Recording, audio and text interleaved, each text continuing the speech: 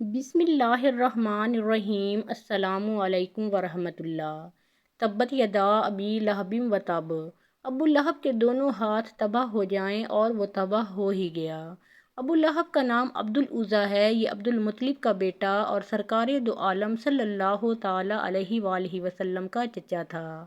بہت ہی گورا اور خوبصورت آدمی تھا، اسی لیے اس کی کنیت ابو لہب ہے، اور اسی کنیت سے وہ مشہور تھا۔ اس کے بیٹوں عقبہ اور عتیبہ کے نکاح میں حضور پر نور صلی اللہ تعالیٰ علیہ وآلہ وسلم کی صاحبزادیاں حضرت رقیہ اور حضرت کلثوم رضی اللہ تعالیٰ عنہما تھیں۔ اس سورت کے نزول کے بعد ابو لہب نے ان صاحبزادیوں کو طلاق دلوا دی۔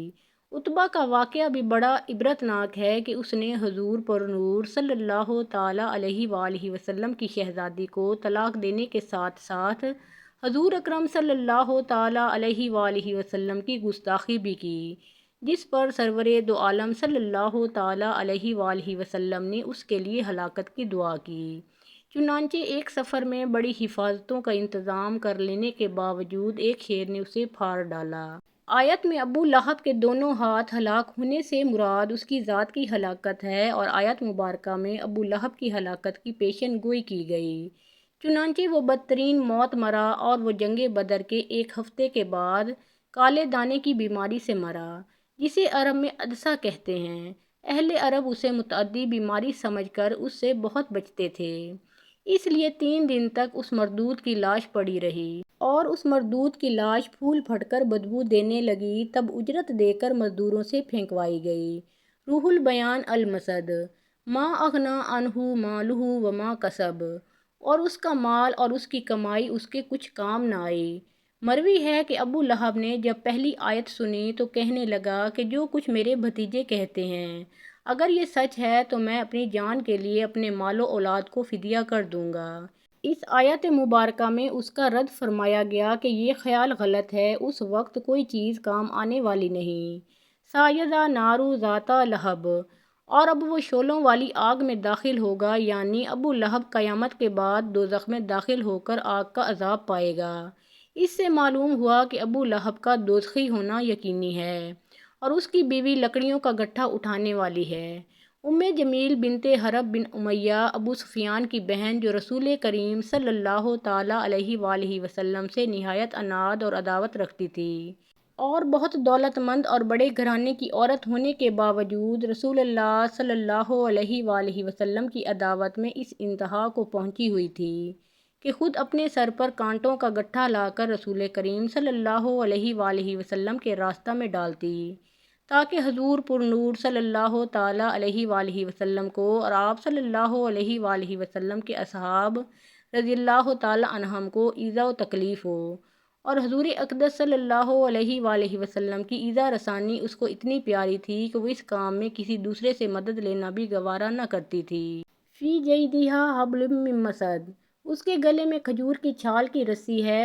جمیل کے گلے میں کھجور کی چھال سے بنی ہوئی رسی ہوتی، جس سے وہ کانٹوں کا گٹھا باندھتی تھی۔ ایک دن یہ بوجھ اٹھا کر لا رہی تھی کہ تھک کر آرام لینے کے لیے ایک پتھر پر بیٹھ گئی۔ ایک فرشتے نے اللہ تعالیٰ کے حکم سے اس کے پیچھے سے اس گٹھے کو کھینچا، وہ گرا اور جمیل کو رسی سے گلے میں پھنس لگ گئی، اور وہ مر گئی۔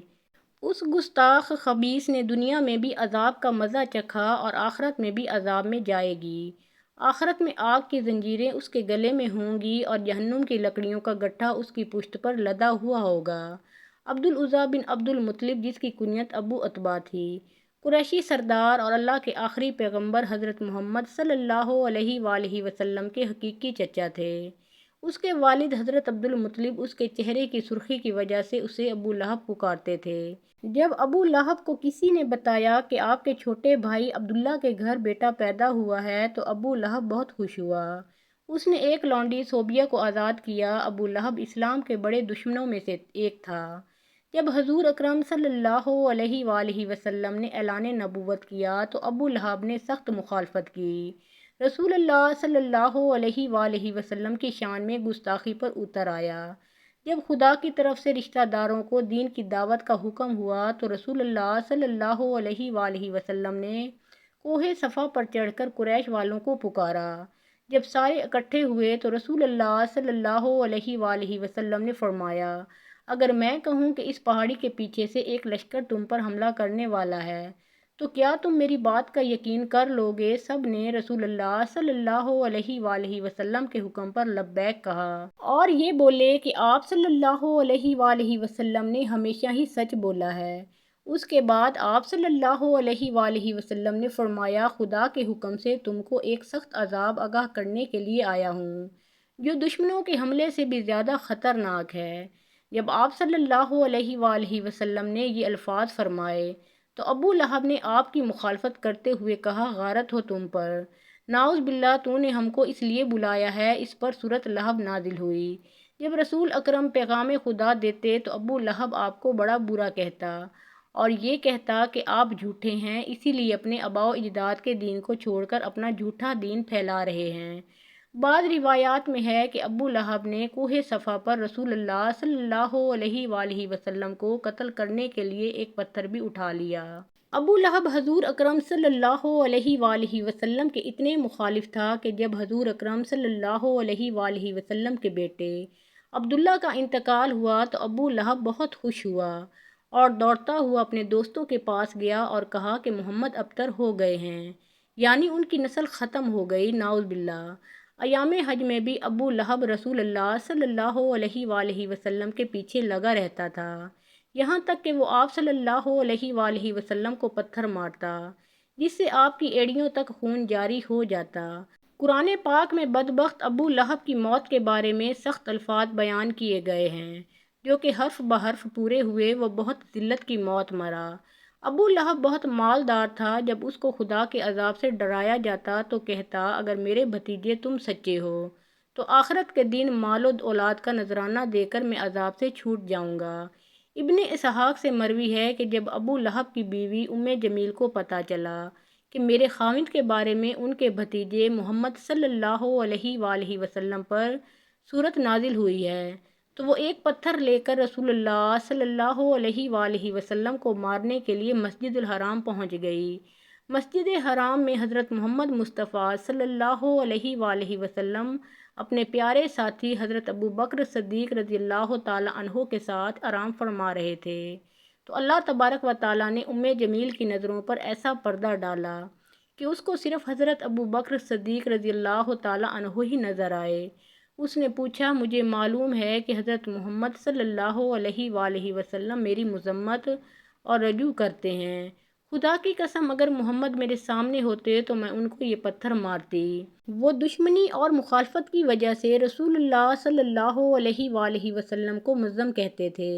یہ کہہ کر وہ واپس چلی گئی۔ قریش والے جب مظلم کہتے تو رسول اللہ صلی اللہ علیہ وآلہ وسلم فرماتے، اے لوگوں، اللہ نے کس طرح ان کو صبر و شکم مجھ سے پھیر دیا۔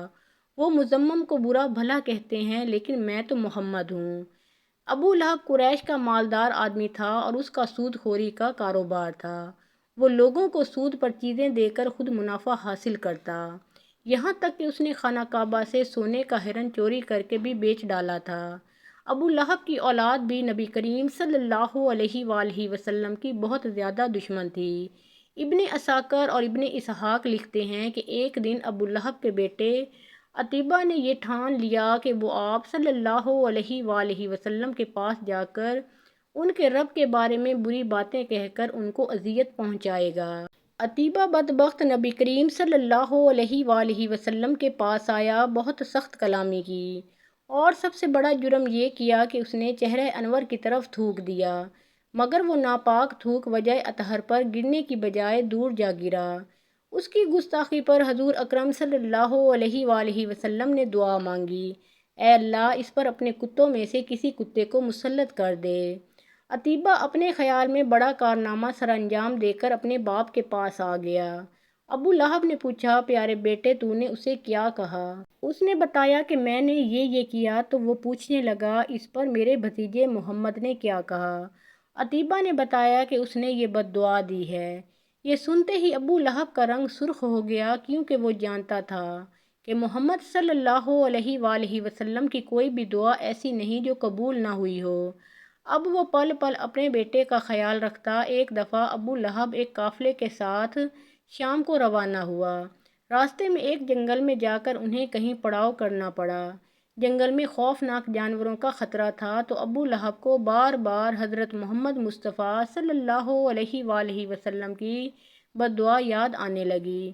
ابو لہب نے قافلے والوں سے کہا، چونکہ تم لوگوں پر میرے بہت احسانات ہیں تو میں تم سے ان کا بدلہ یہی چاہتا ہوں کہ آج رات میرے بیٹے عتیبہ کی حفاظت کرو۔ بس تم سارا سامان ایک جگہ پہ صحن میں اکٹھا کرو اور میرے بیٹے کا بستر سب سے اوپر لگا دو، پھر اس سامان کے ارد گرد تم سب سو جاؤ۔ حبار لکھتے ہیں کہ ہم نے ایسا ہی کیا۔ رات جب سب سو گئے تو جنگل سے ایک شیر آیا۔ ہم سب کے چہروں کو اس نے سونگھا مگر کسی کو کچھ نہ کہا۔ پھر وہ اس سامان کے بلند ڈھیر پر چڑھ گیا، عتیبہ کے چہرے کو سونگھا اور اسے چیر پھاڑ ڈالا۔ ابو لہب کا برا حال تھا۔ وہ کہے جا رہا تھا، میں جانتا تھا میرا بیٹا محمد کی بد دعا سے کبھی نہ بچ سکے گا۔ ناظرین گرامی، ابو لہب، اس کے بیٹے عتیبہ اور اس کی بیوی کا انجام انتہائی دردناک اور عبرتناک ہوا، کیونکہ اللہ پاک نے سورہ لہب میں پہلے ہی ان کے لیے عذاب کا فیصلہ سنا دیا تھا۔ ابو لہب چیچک کی بیماری میں مبتلا ہوا اور گل سڑ کر مرا۔ روایت ہے کہ اس کو ایک ریشے دار دانہ نکلا جو پھٹا تو پھر اس سے مزید دانے نکلے۔ اب ان دانوں کی وجہ سے بدبو پھیلنے لگی تو اس کی اولاد اور بیوی نے یہ فیصلہ کیا کہ ان کو اپنے گھر سے کسی ویران کھنڈر میں منتقل کر دیتے ہیں تاکہ یہ بیماری کسی اور میں منتقل نہ ہو۔ اس بیماری، بدبو اور اذیت میں 7 دن رہنے کے بعد ابو لہب جہنم واصل ہوا اور اس کی لاش 3 دن تک پڑی رہی۔ کوئی اس کے قریب نہ گیا۔ لوگوں کو ڈر تھا کہ جو قریب جائے گا اسے چھوت کی یہی بیماری لگ جائے گی جس سے وہ مرا ہے۔ جو بدبو پھیلنے لگی تو لوگوں نے اس کے اہل و عیال کو کچھ شرم دلائی۔ اس پر انہوں نے ان تانوں سے تنگ آ کر کچھ حبشیوں کو اجرت دے کر لاش اٹھوائی، جنہوں نے اسے لمبی لکڑیوں پر رکھ کر ایک گڑھے میں پھینکا اور اوپر سے دور کھڑے ہو کر یوں پتھر پھینکے جیسے اسے رجم کیا جا رہا ہو۔ ابو لہب کی بیوی، جو جمیل کے نام سے معروف تھی، ابو سفیان کی بہن تھی۔ اس کا نام عروہ بنت حرب تھا۔ وہ بھی ایڑیاں رگڑ رگڑ کر مری اور اللہ پاک نے ارشاد فرمایا، اس کی گردن میں مونچھ کی رسی ڈال کر اسے جہنم میں پھینکا گیا ہے۔ وہ اپنے قیمتی ہار پر فخر کیا کرتی تھی اور شوخیاں مارا کرتی تھی کہ میں یہ قیمتی ہار بیچ کر محمد صلی اللہ علیہ وآلہ وسلم کی مخالفت میں لگا دوں گی، لیکن اللہ پاک نے اسی گردن میں آگ کا توق ڈالا جس سے شیطان بھی پناہ مانگتا ہوگا۔ اللہ پاک ہمیں بھی اسلام پر چلنے کی توفیق دے، نبی کریم صلی اللہ علیہ وآلہ وسلم اور ان کی پاک آل سے بے پناہ محبت عطا فرمائے، آمین ثم آمین۔ محترم ناظرین، پیارے آقا محمد مصطفیٰ صلی اللہ علیہ وآلہ وسلم کا پیارا نام ایک بار کامنٹ سیکشن میں ضرور لکھیے۔ ویڈیو پسند آئی ہو تو لائک اور شیئر ضرور کیجیے۔ اللہ تعالیٰ آپ سب کا حامی و ناصر ہو۔